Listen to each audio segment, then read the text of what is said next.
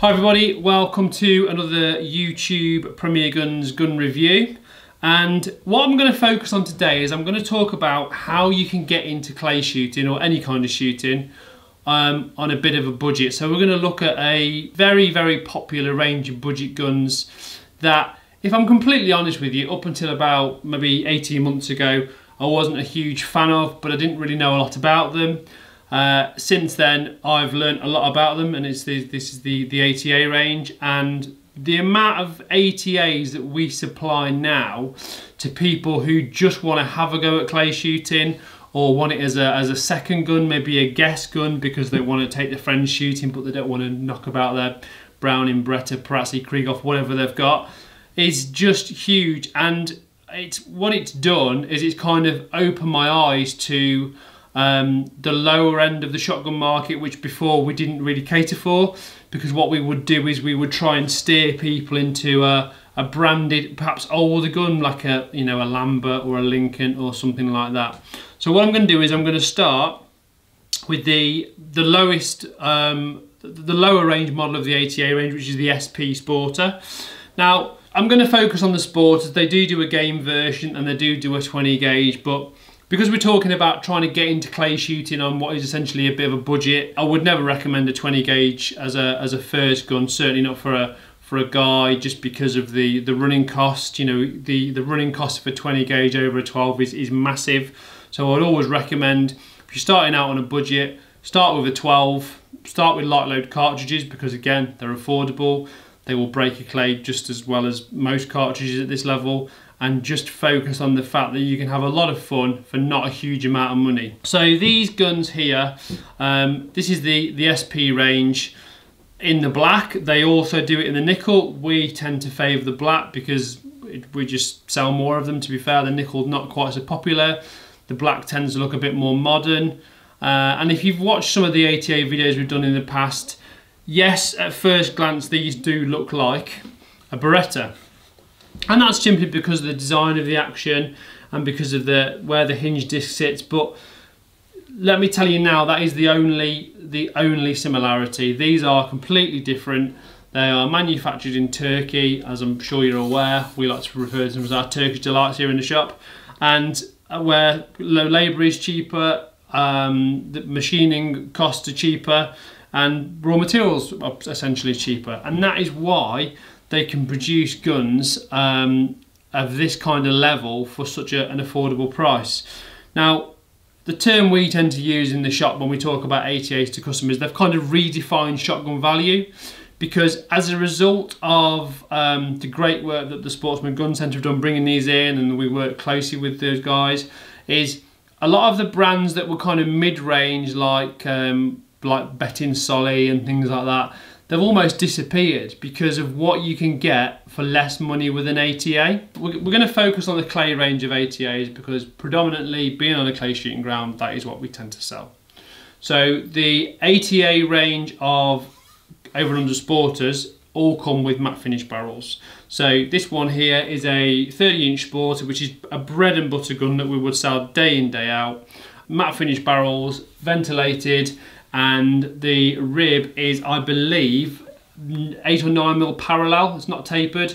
Little red foresight bead on the end. And as we move forward with legislation, the key thing with these is, despite the fact that they are very inexpensive, they are superior steel shot proofed. So even if you want to dip your feet in the water, so to speak, with clay shooting, you are still going to have something that's going to see you through for a good number of years, which is what you sadly nowadays you won't get with some of the guns from the 70s and the 80s, because parts are difficult to get hold of.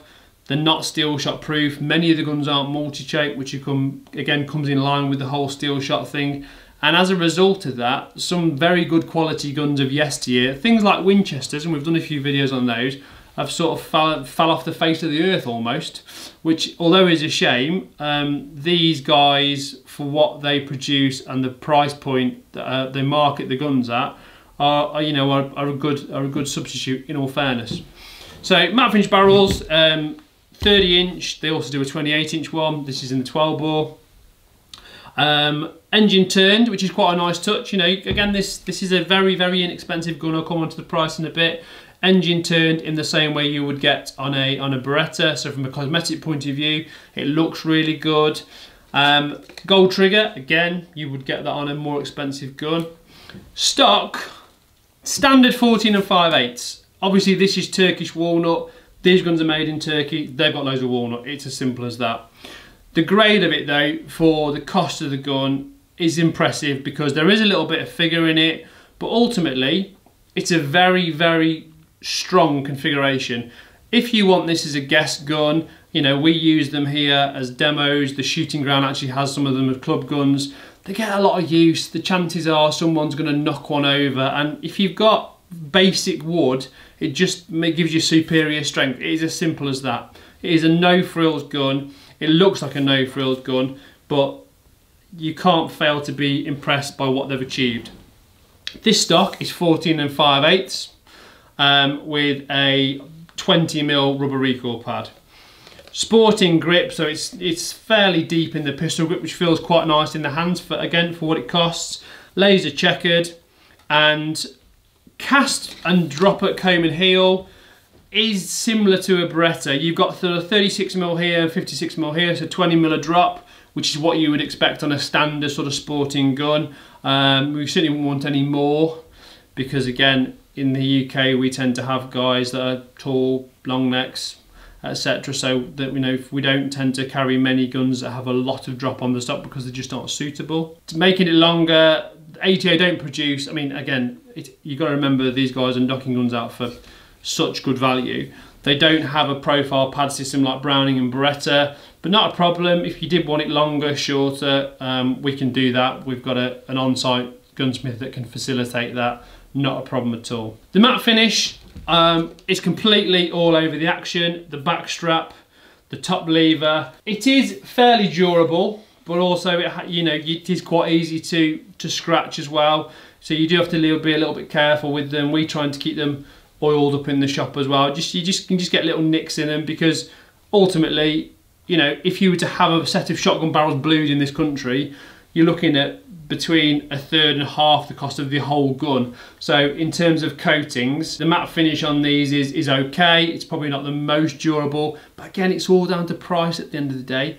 What you get in here is a shotgun that you can go out, have a bit of fun with, take up a new sport, and it's not a huge amount of money sat in the cabinet if in 6 months time you want to go golfing or whatever, and that is what these guns are marketed at. So another impressive point is they are available with a manufactured left-hand stock, not a stock that's been bent in the factory. They've actually been built left-hand.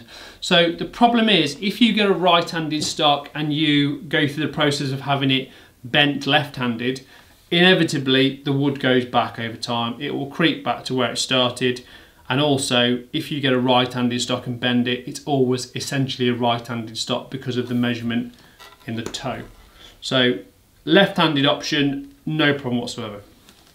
Fore-end design, semi-beaver tail, which we like. Not a huge fan of the round belly on the fore-end, but again, when you look at what these guns cost, they are putting the same fore-end on all the models because it's down to production costs. It doesn't cost a lot of money to make them, so to keep the cost down, to keep it affordable, I'm not saying they're cheap, I'm saying these are affordable. They're very, very good value shotgun range, the ATAs. They have the same style fore-end regardless of the model of shotgun. As these are sporting specification guns, these come as standard with a manual safety. When you're clay shooting, you don't really need an auto safety. There is a school of thought that says you should start off shooting and learn to use a gun and have an auto safety. My experience and my advice would be, if the gun isn't broken, it isn't safe. It's as simple as that. An automatic safety catch can fail, and as you would expect on most clay guns, they are manual anyway. Should you want to buy one of these just for game shooting, my recommendation would be look at the SP game range, which a little bit lighter, narrower rib, and comes with an automatic safety as standard. Boring on the barrels is a standard nominal bore. So there's a lot of myth out there to do with fibre wad and having to have nominal bores. Ultimately though, nominal bores are cheaper to produce than overbore barrels. And again, where it comes into saving money, producing a very, very, very, very good value shotgun, we've got nominal bores. So that means you won't have any issues with any kind of cartridge. 3-inch chambers are standard, and also mechanical trigger. So what you've got in this shotgun action is very similar to a Browning 725. So you've got a mechanical trigger whereby should you hang on to the trigger as a novice, which does happen, you know, hang on to the trigger, then the with an inertia operated action, it wouldn't reset properly. Likewise, if you get a cartridge that is a misfire or something, you can still use the second barrel. So, you know, a feature that's normally found in more expensive guns, Kriegos Blazers, Browning 725, they've managed to cram into this little beauty at sub £600, just over £600, sorry.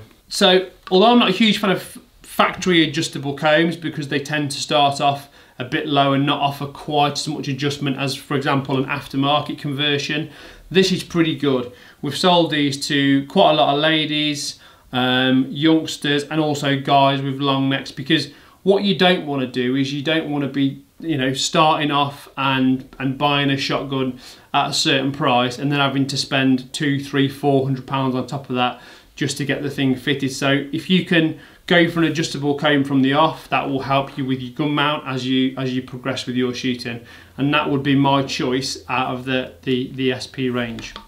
So left hand, right hand, factory adjustable, mechanical trigger, steel shot proof, multi-choke. Now, even though, as you would expect, you don't get a hard case, you get this swanky cardboard box, you do get a full set of 5 chokes, which is incredible. So anything from cylinder right through to full. Again, it makes it versatile. You can use it for anything. You know, it is a multi-purpose gun for not a huge amount of money. The latest addition to the SP range is the SP Ladies, which I believe we've done a video on, and that is, it's not a true lady stock in the sense of it's got a reduced grip, etc. But what they have done at ATA is they put a Monte Carlo on it. Okay, now I was actually involved with the development of the dimensions of this particular gun with the Sportsman Gun Centre, and the dimensions are really good for ladies. It's nice and high. It's a little bit shorter at 14 inches, so ½ inch shorter than the standard SP. I personally would like to go on a little bit shorter still, maybe 13 3/4, but it's not a problem. It's all doable. And so in the past, where ladies' options have been really limited, again, it's really affordable. You can start shooting, have some fun for not a lot of money. One thing I will point out is these are available in various barrel lengths, 28, 30. They also do a 20 gauge, but like I said at the start of the video, I'm focusing on the 12 just because the whole idea of offering this range of this range of ATAs is to get people going for not a lot of money. You know, you don't have to spend thousands and thousands of pounds on a shotgun. However, you do need to buy something that in terms of application is going to be suitable and ultimately is going to fit, and this range will give you the option without chucking tons of money at the job. So to finish up, a little bit of news for you. The YouTube channel has just reached over 4,000 subscribers, which is absolutely brilliant. It shows that what we're doing, you're enjoying, and hopefully taking a bit from, a bit of information, a bit of history, you know, along the way, and a bit of banter, which is what we all like. So to celebrate that, should you wish to purchase one of these SPs, be it the left-handed sport or the right-handed, any one of the standard range of SPs from us, we will give you, as a YouTube subscriber, commenter, watcher, whatever, a £25 discount, which again makes it even cheaper, because what it will do is it will get the standard SP to under £600. Okay, so if you look at that and you look at a slab of cartridges, a bit of cleaning stuff, a gun slip and a free gun fit, you can get shooting for what is, in the grand scheme of things of hobbies, not a lot of money. I hope you've enjoyed this video.